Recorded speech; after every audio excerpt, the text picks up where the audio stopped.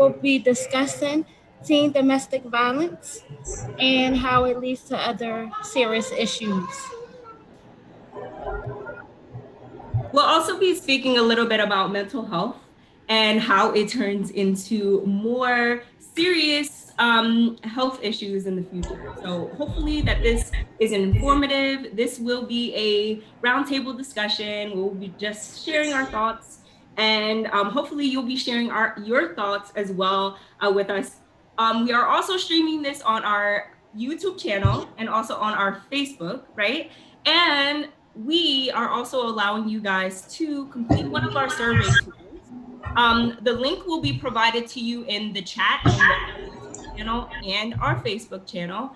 Just click on that and complete a screening tool, and our CHW will reach out to you shortly to provide you with your feedback. All right.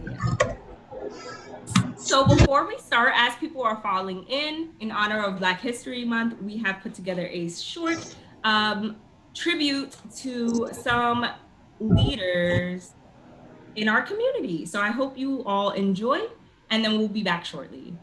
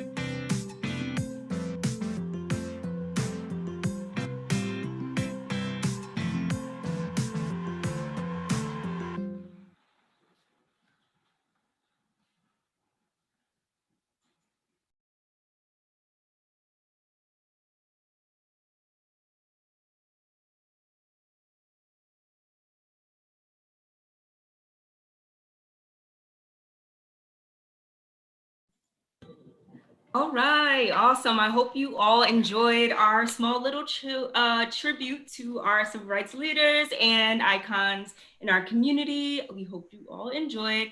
If you haven't had the opportunity to, again, this is a reminder for you to fill out our community check-in. The link will be provided to you on our Facebook in the comments and also on our YouTube channel. You will be provided with resources, and a CHW will reach out to you at their earliest convenience. All right, so let's get started with this conversation. We're going to discuss a little bit about trauma, right? Dun, dun, dun. So when you hear trauma, what comes to mind, right? What comes to mind when you hear about trauma? I'm gonna shoot off to you, Miss Aaliyah. All right. So before we get started, I just want to introduce you to our panelists.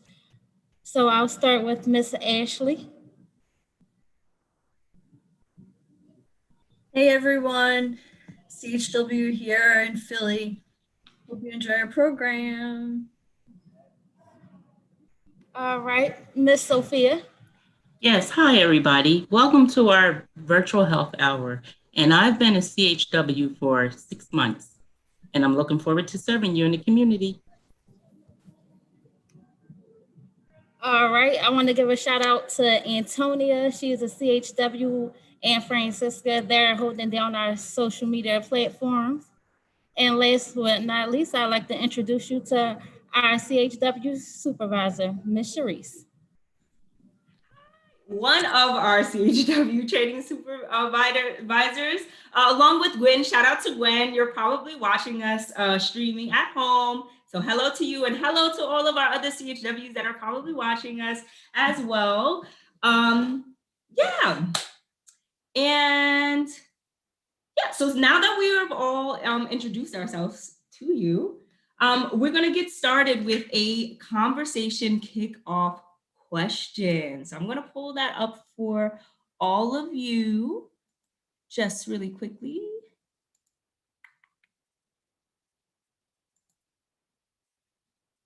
Our first conversation kickoff question is, how have you seen adaptations of trauma in your community? So, to put it a little bit more plainly, how have you seen trauma manifest itself in your community? Anybody can kind of go first, and then we can popcorn from there. Please feel free, if you are joining us from social media, please do put your thoughts inside of the comments as well. Yes, I'd like to answer that question. I remember a few years back when we had a situation where a youth had taken his life, and it was devastating for our community. And we actually came together in prayer by releasing of balloons and wrapping our loving arms around the family who suffered the greatest. And since then, they formulated a foundation known as Donovan Williams Memorial Foundation. And it's a basketball league that kicks off with youth. And it's been awesome. It has helped the youth tremendously heal from the great impact that, this young boy had lost his life. But it also started the healing process. And it goes on annually every year. I know COVID is a factor, but that's when I knew trauma was devastating, but the reality of it, we can heal from it.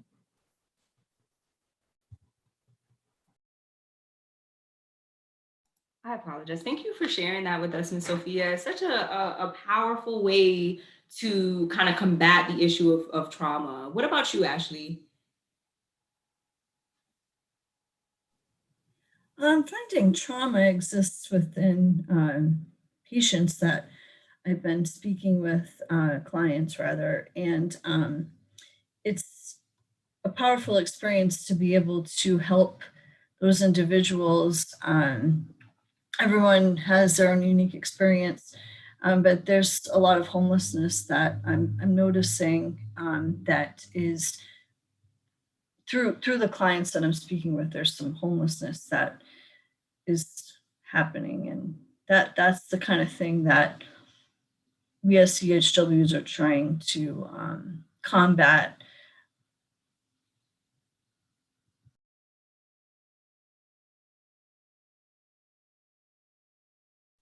All right, what about you, Miss Aaliyah? I've seen it's like in our community, we become numb to the trauma that's going on. But like it's like citizens, it pops up. That causes trauma, anxiety, because it's like I don't think I want to go outside when every 5 seconds is somebody got shot, somebody was stabbed, somebody was killed. It's like you're not safe. you're not safe in your own community, and you're almost not safe in your home because you read about things happening to people inside their own homes. So it's definitely taking a toll on the community, because after a while you just become numb to it. When the app goes off, you just look at it like, oh, that's sad. It's another person, it's another life, it's another mother, daughter, son, father. So it's really bad in the community, especially in Philadelphia right now, being the pandemic went on. And it's crazy how we're supposed to be social distancing, staying in the house, not being around other people, and yet so many lives have been lost. Absolutely. That's a really good point. Like, I like what you said about the desensitization that happens to all of us. You know what I'm saying? Like, I grew up in the Bronx, but I moved to Kensington area right in the middle of the mess, right? And you just see trauma just manifesting itself in like so many ways, right? And one thing that kind of alarms me is like how much it really affects us and how closeted it is, right? Like, everybody tries to act like it's nothing wrong with them. Everybody tries to act like the things that have happened to them does not affect us, or the things that we see don't affect us, right? And I just think it's insane, the things that we see and how desensitized we are, towards things, and how they just manifest themselves into other mental illnesses and things like that. So yeah, which is why I'm sure what prompted us to have this conversation. And I hope we have an honest, conversation surrounded by it. So this is part of that, putting it out, taking it out of the closet, right? So we're not gonna act like it's secretive, anymore, and that it doesn't affect us anymore. Education is the best. And you know better, you do better. So yeah, that's what I'll have to say about that. So we're going to kind of segue a little bit into ACEs. Who knows about ACEs? Well, you do. If you have any questions, again, please do add them to our chat. Both Francesca and Antonia are texting me right now and letting me know any questions. So I have a couple, but I'll wait because we're going to touch on what the question was about. So yeah, we'll continue on. So yeah, we're going to segue into a little bit about ACEs. Who wants to tell me what they think of when they hear about ACEs? Anybody? So prior to being a CHW, I've never looked into ACEs. I never knew what exactly it stood for. But when we had to take the trauma-informed training and I was doing my ACEs, I realized how I was exposed to so much trauma. And I didn't personally think it was trauma or would have linked it to anything. But being able to take the training, it was like, okay, this is why you react to certain things the way that you react to them, because growing up, this is what was happening around you and in your household.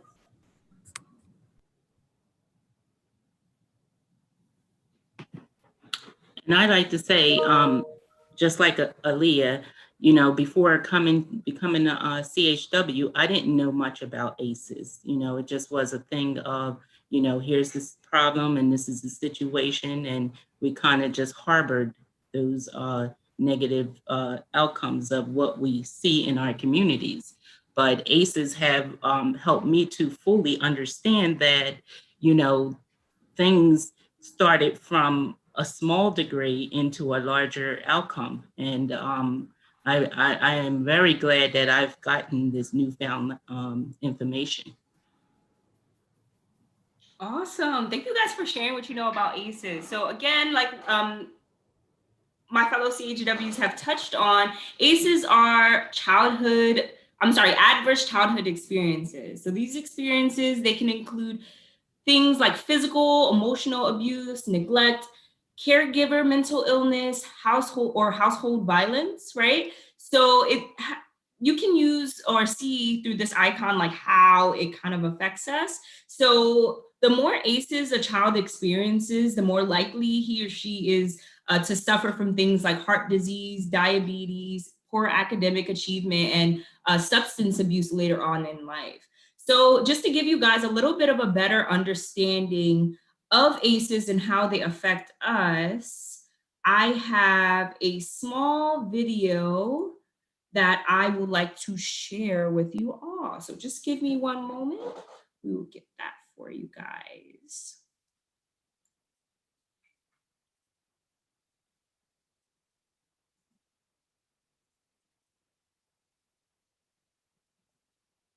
Just 1 second here. I'll be sharing my screen.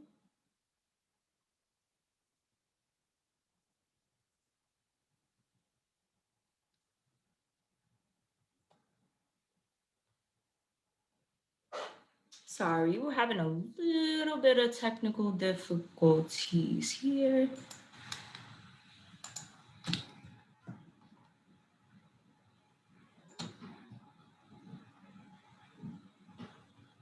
Okay, I'll be sharing my screen now.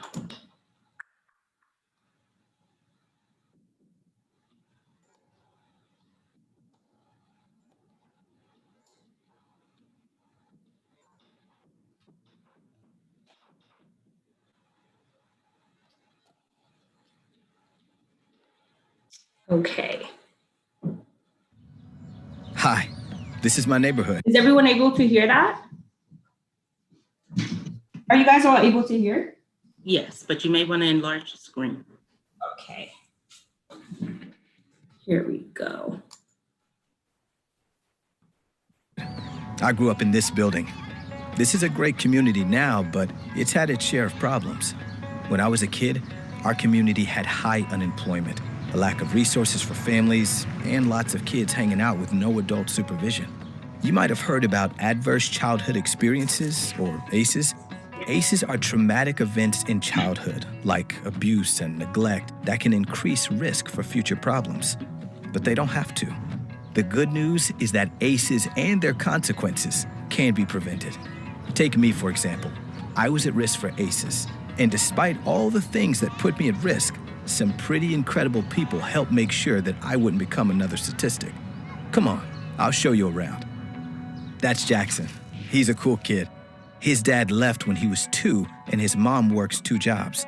I hang out with him every Thursday night and help him with his homework. Sometimes we grab ice cream. It's fun. Plus, he has another adult role model to learn from and trust. That's Mr. Martino. When I was a kid, he let me help him at the store sometimes after school when my parents were working late. He did that for a bunch of us. My dad actually found his job as a mechanic because of Mr. Martino. This helped our family in so many ways. Not only did my dad have a steady paycheck, which eased his stress about paying rent and buying necessities like food and clothes, but he was also a lot nicer to me, my brother, and my mom once he started working a job that made him feel good about himself. When communities come together, they can do so much to prevent ACEs. Mr. Martino and other local business owners put together a series of career workshops to help people like my dad find work. My mom also got a job with a company that allowed her to work from home and spend more time with me and my brother.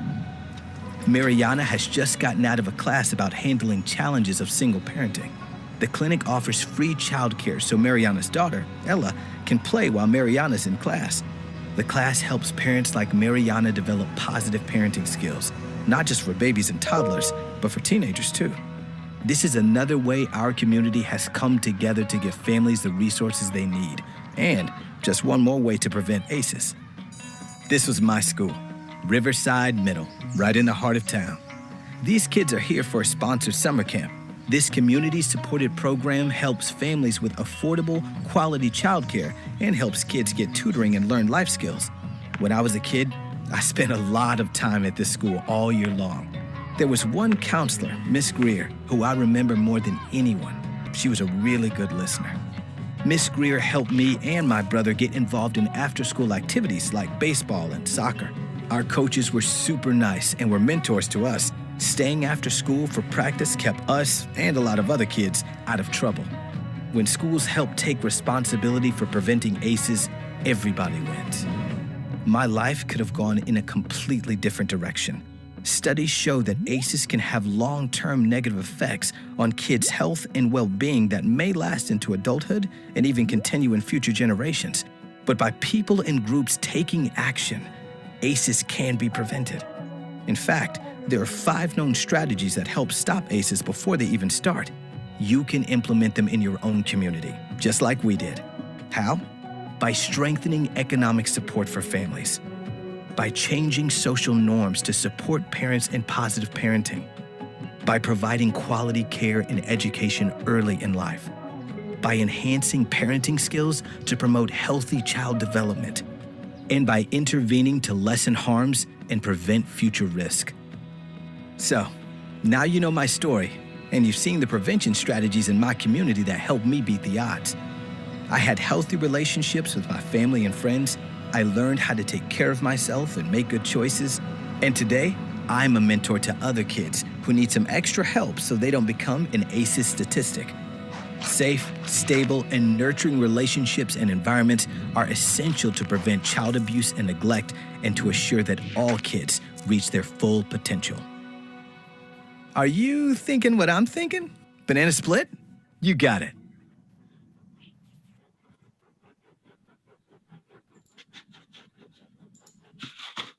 Hi, this is All my name. right. I grew up in this building. This is a great community now, but it's had All right. So what do y'all think about that? That Very was insightful, huh? pretty awesome. Yeah. Very easy to remember a lot of the things that was presented in that video. So I hope that everyone have taken away one ACE or 2 or more, as you sat and listened and viewed that video, because it was some awesome material there. Yeah, I mean, it makes me think about my childhood and thinking how important it would have been to have a mentor coming from a family of a single mother. There was a lot of times when I could have used the support of another adult. It did have a large family, but having someone specifically there to help me, navigate some challenges I had experienced. Absolutely. Like I can relate it to my personal life.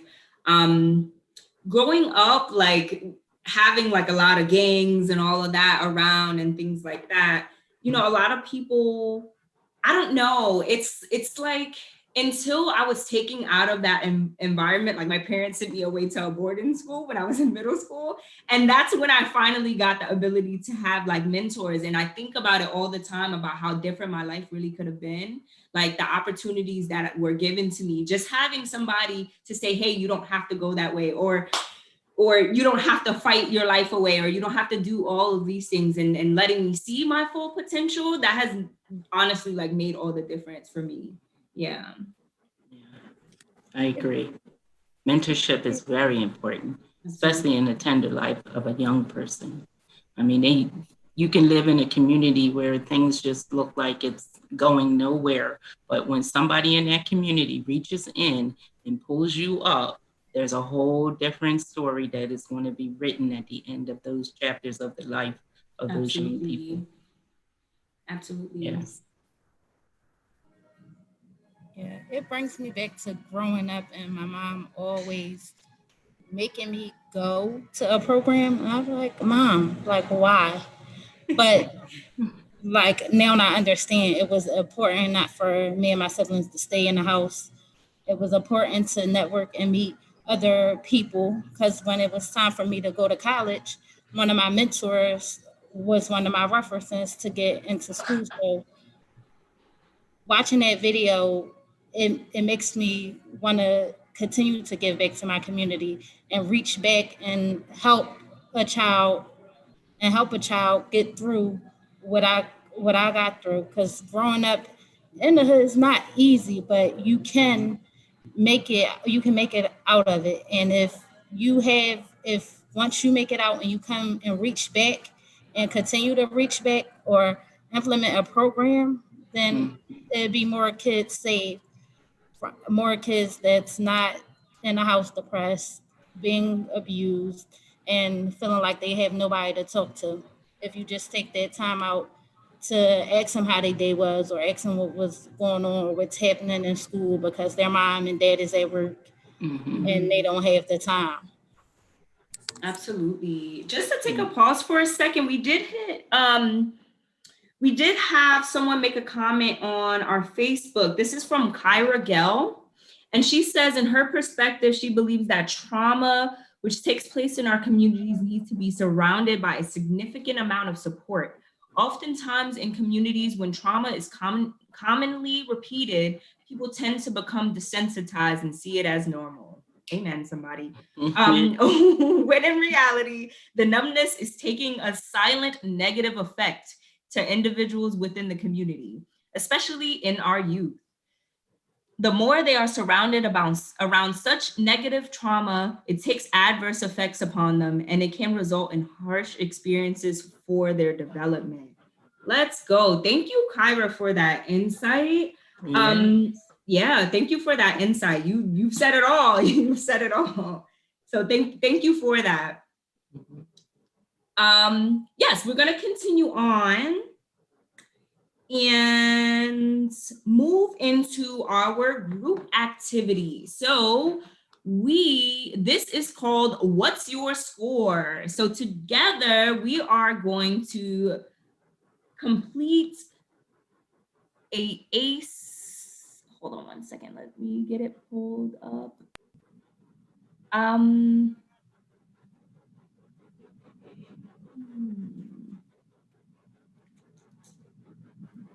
Just one moment, I can't find it here.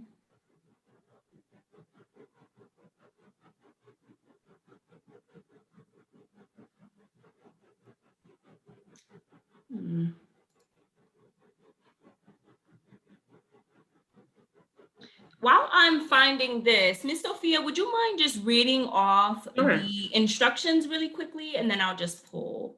Yes. Once the slide is pulled up, you will see that there is a list of 10 categories of adverse childhood experiences known as ACEs. From this list below, please place a tally mark on the paper for each ACE category that you experienced prior to the age 18 or your 18th birthday. Then you are to add up the numbers of categories of the ACEs that you experienced and put the total number at the bottom. We'll set a timer for 3 minutes to allow you to finish this activity. All right, so I'm gonna set 3 minutes on the timer. And just follow the form that you see right here. And at the end, just tally up what your score is. And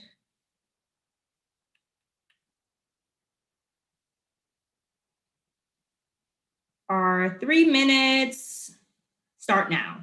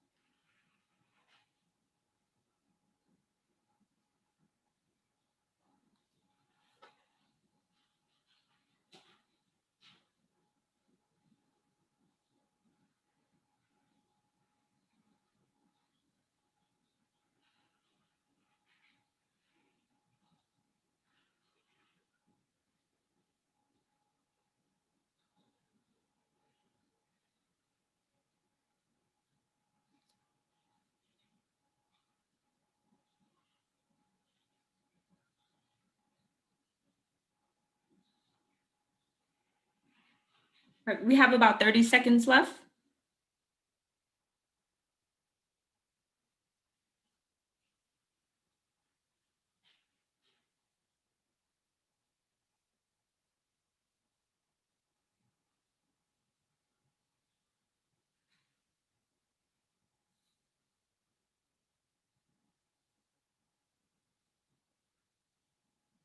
Alrighty, everybody, time is up. All right, take it away, Ms. Sophia. Yes. Now I want for everyone to take a look at your score. If you don't have to share it, but if you would like, you can put your score into the chat box or on social media live. Keep in mind that the higher the score, the more at risk you are for serious health issues. So please, if you would put those scores in if you like, or just be cognitive of the fact if your scores are a little bit high. I would like to share my score. I don't have a problem with sharing it. I came in pretty low too. Just 2 out of the number of 10 categories that was listed there. And I'm really happy to say that my life growing up, I haven't had any adverse reactions. And, but I come encounter with folks that do, and that's what CHWs are here for, so that we can lend our resources to you.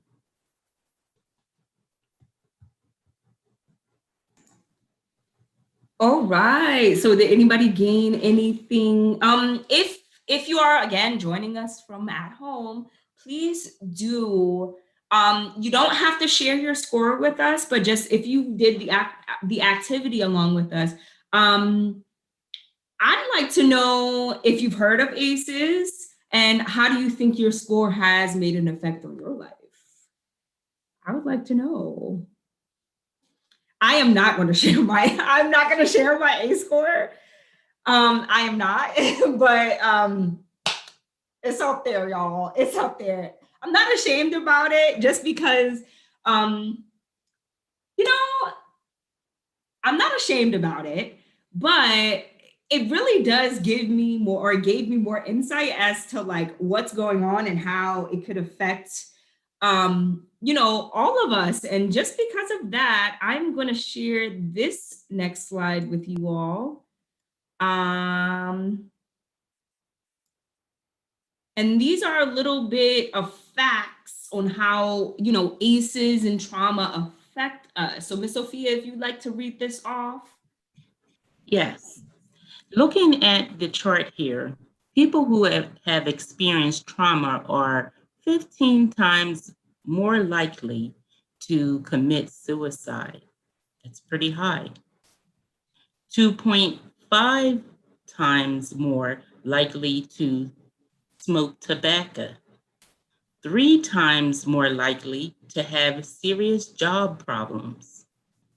And 3 more times likely to experience depression. 4 more times likely to become an alcoholic. And underneath of that same category of 4, more times likely to develop sexually transmitted disease. 4 more times likely to inject drugs. And 3 more times likely to use antidepressant medication. And last but not least, 3 more times to be likely to be absent from work. These here are all the effects of which trauma that some folks can experience. But we have to find ways that we can decrease our ACEs so that we can prevent things.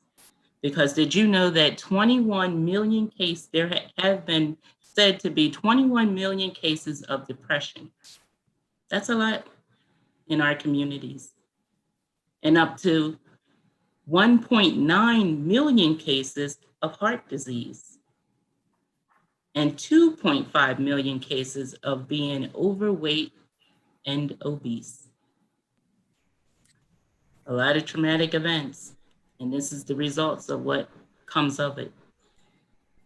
Absolutely. So now that we've all completed our ACEs, right? What do you guys think about the statistics, right? About if we are to prevent adverse childhood experiences, 1.9 million people wouldn't have heart disease. Like people, that's something that people don't necessarily relate to one another. You're like, okay, I went through this experience, whatever, but then how does that affect my health? You know, and very interesting. Very, very, very, very interesting. Yes, indeed it is. All right. A lot of times people wouldn't connect their ACEs to the things that they're going to. I think the ACEs that we just took is a good tool for a lot of people to use because they can tie it into why they don't want to keep a job, why they want to drown themselves in drinking and smoking because they feel like that helps them escape the reality of things that's going on. When I was living in Kensington, when I was in high school, it was bad, but it was never as bad as it is now. So to go back and see how the community has turned out, it's really, really sad. Mhm. So once you connect the dots, and therapy is a thing that you don't go talk to anybody about your problems. You keep it bottled inside, and that plays another part of why we try to drown ourselves in drugs and drugs because we can't talk to nobody. You can't really talk to your family. You can't even really talk to your friends. But I feel as though if we just put this survey inside of schools, let the children fill that out, open therapy as an option to them because we need someone to talk to. And oftentimes, after seeing a therapist, a lot of things, a lot of things that happen in your childhood affects you as an adult, and you tend not to want to see things that way. Mm-hmm. And I know my ACEs score, I was looking at it like, wow, I thought my life wasn't that bad, but I was Mm-hmm. like, oh, okay. And I was able to identify, like, this is why I react to certain things like this, and this is why this is happening. Not to say that my life was too bad or anything, or as an adult, things were too off, but if we just expose the children to and identify and let them talk about how they're feeling and what's going on and allow them to express themselves without yelling at them or making them feel bad about expressing how they feel, we'll be much farther as a community. Yes. Absolutely. Absolutely. Yeah, I agree. Absolutely. So I'm gonna pull up the next slide here, and Ashley's gonna share a little information with us.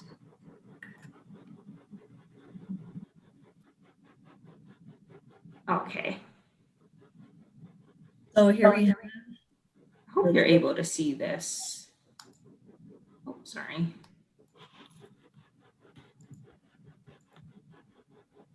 Okay.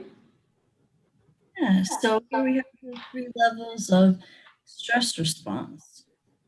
So there's positive, tolerable, and toxic. Positive is a brief increase in heart rate, mild elevation in stress hormone levels. Tolerable is serious temporary stress responses buffered by supportive relationship. And toxic is prolonged activation of stress response systems in absence of protective relationships. This makes a lot of sense to me. I think it really kind of relates to the fight or flight responses. Mhm. Because positive stress is good, right? We need some stress.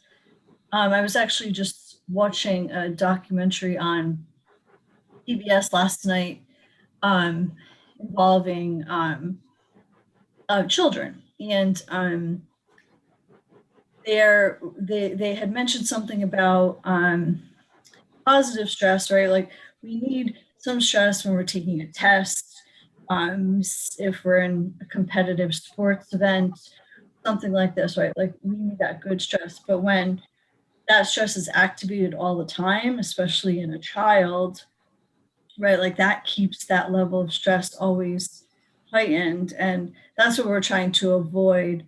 And that's what can become really toxic. That's a good point, Ashley.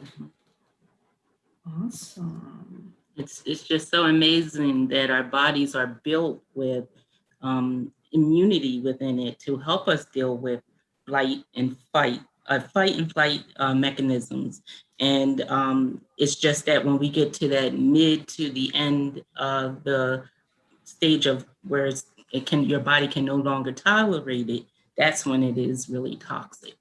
And there's a lot that we can do. And looking at ACEs, if we go back to some of those core points that was made, mentorship, having the ability to have someone there in your life to be able to share those deep, painful, staking experiences that we sometimes go through will help us in the long run.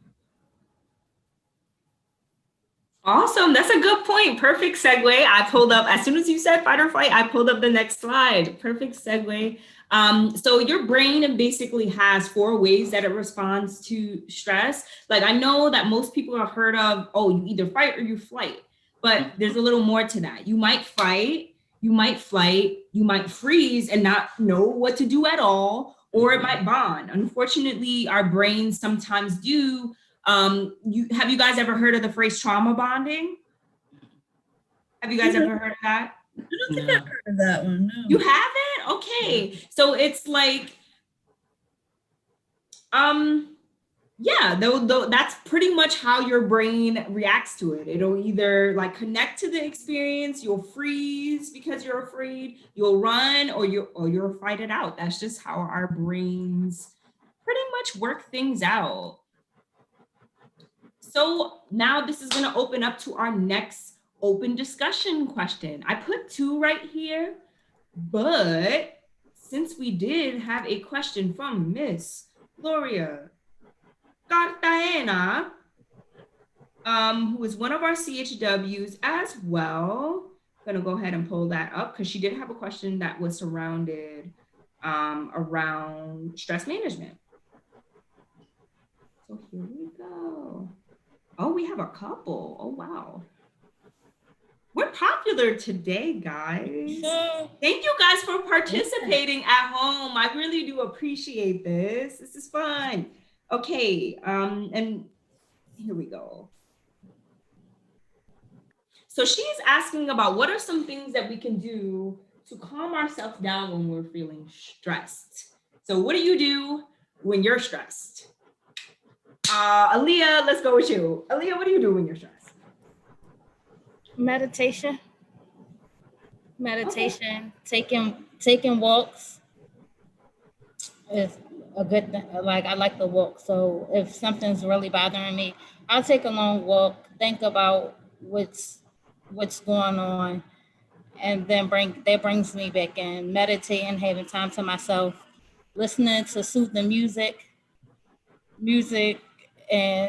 often gets me through when I'm stressed out. I could just turn something on and listen to it and it soothes me.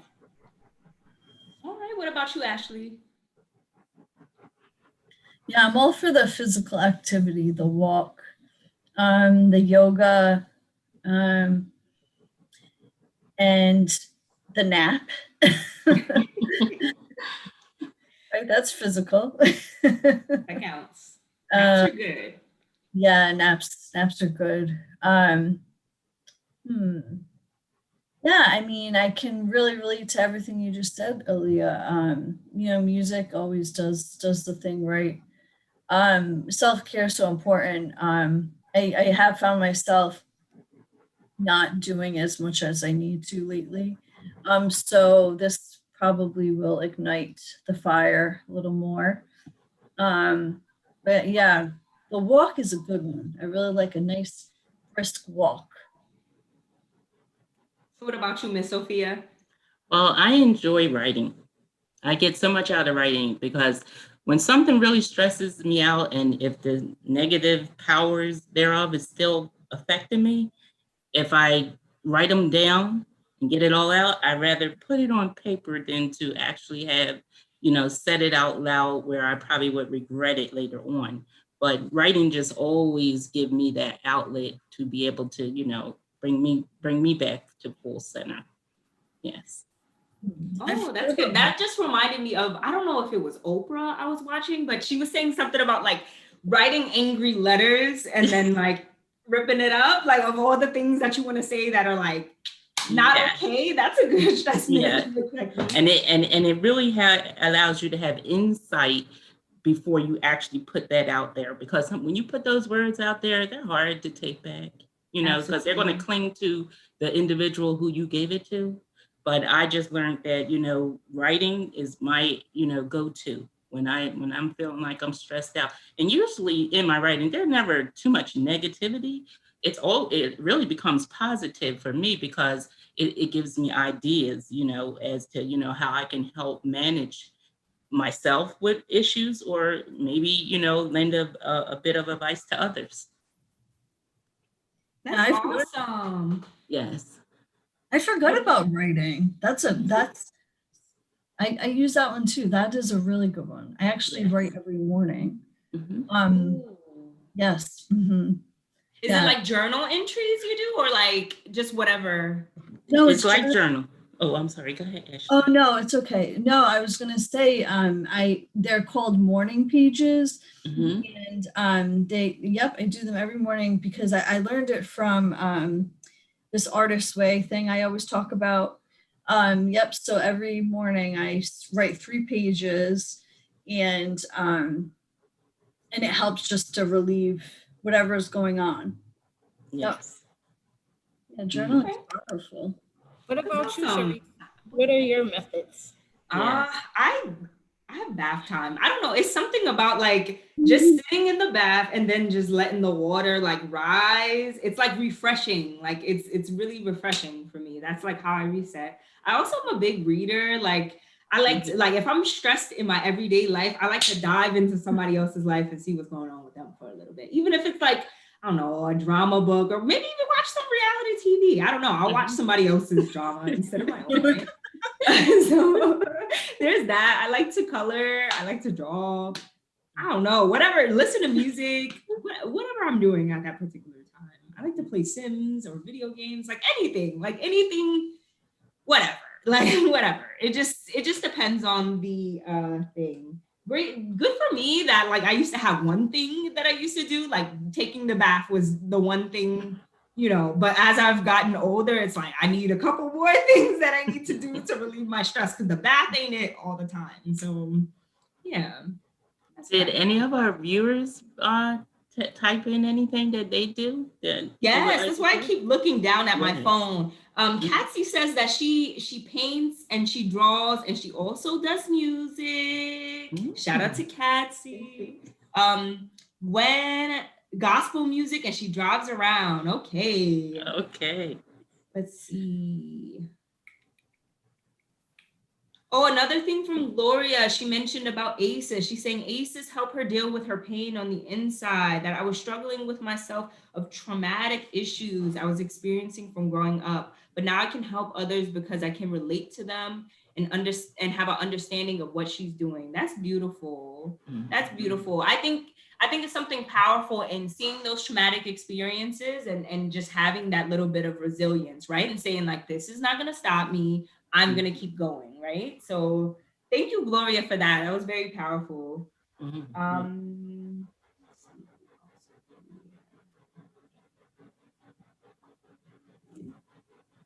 Oh, everybody's saying cleaning. Y'all don't clean when it's, really? You guys clean when it's, well, honestly, I'm not going to lie, because something about, I'm an organizer. Like I like when, if I start organizing my house, I feel like I just organize my brain. Like it has nothing to do with the other, but like I can't think when everything is like crazy. So okay, I get it. Okay, for my little cleaners out there. So by someone Teresa says that she likes to clean, and Miss Lizette says she likes to listen to music. Hello, Miss Lizette. Thank you for joining us in the chat as well. And if you'd like to share what you do to help de-stress yourself, please drop it in the comments down below. We'd love to share our ideas and our self-care tips. Actually, even better, I'll share something with you all since we're sharing our self-care tips. This was actually a slide. I'm gonna share this with you all.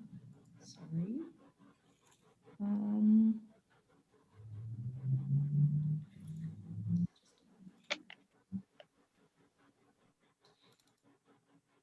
So I kind of put together some self-care tips a little bit ago.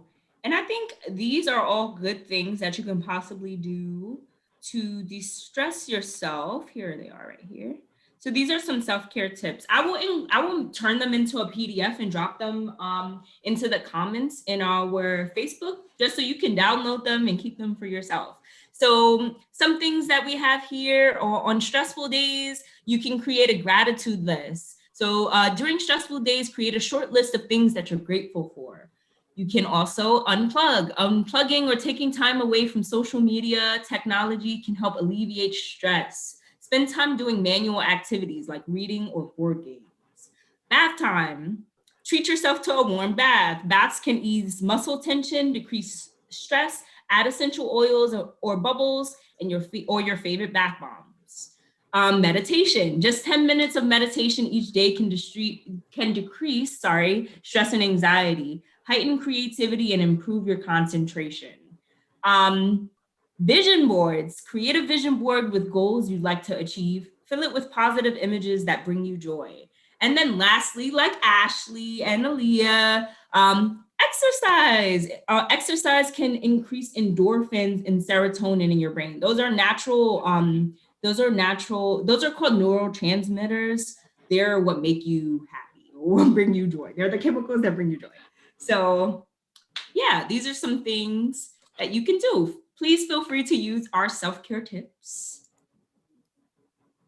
And please continue to share with us any of your own. All right, so we're gonna segue. We're gonna segue into our next activity. We were gonna do we were gonna create safety plans, but I think this might be a good time to break and do a little meditation activity since we're talking about self-care. So this is a grounding activity that I learned from my therapist. And all you need is yourself. Everybody's just gonna sit straight up, right? And you're gonna close your eyes, right? And please do this at home while you're doing it. You're gonna close your eyes, right? You're gonna picture yourself as a tree. It's a strong, strong, strong tree. And now every tree has roots. So you're gonna see your roots go deep, deep, deep, deep down into the ground. And I'm gonna set a 1-minute timer, and you're gonna ground yourself. Just keep imagining your roots going deep, deep, deep, deep down into the ground. And just make sure you're focusing on your breathing as you're doing that. So 1 minute on the timer. Here we go.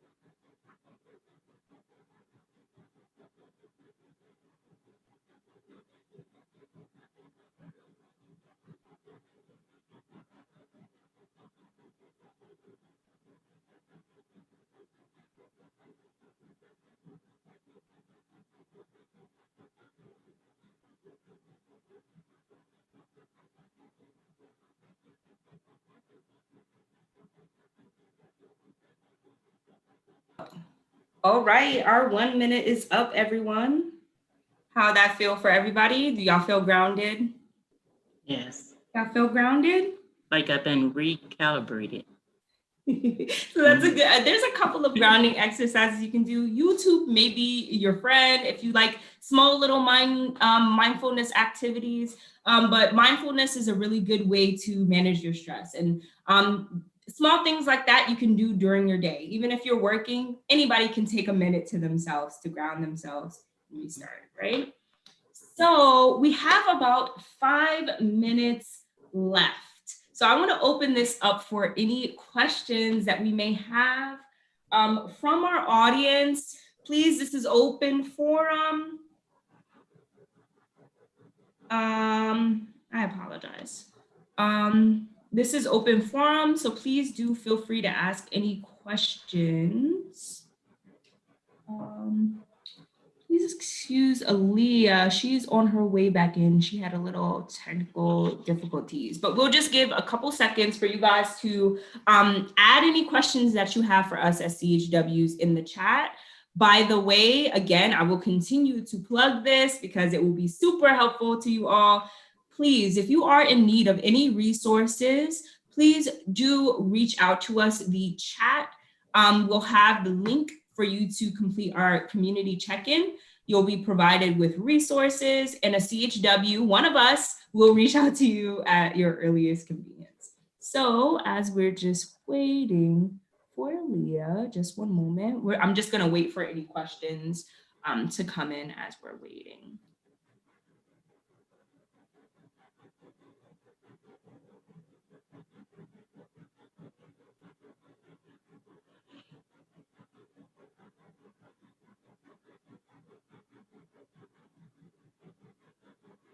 Oh, we have a question in the chat. Can kids make safety plans too?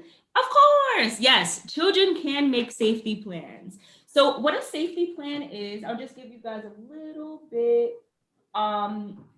of information about safety plans. So a safety plan is like whatever you do when you're stressed. So it's kind of like, think of like break the glass, it's an emergency, like pull the lever when it's an emergency, like think that, right? So this is what you do when your mood is in a complete emergency. So it can be calling a friend, you can put on that list.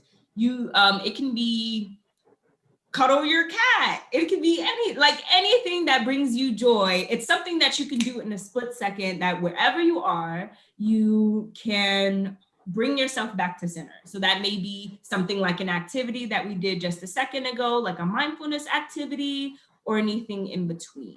It could even be as much as saying, just give me a moment. Yeah, absolutely. Absolutely. Yeah, kids' attention spans don't always last as long as adults, so it's got to be quicker than usual. I would say even a stuffed animal, hugging a stuffed animal, coloring, and just, yeah, taking a moment saying, can I have a minute by myself? Yeah, just one moment. I'm just trying to get Aaliyah back in here, and I'm waiting for any other questions that I get.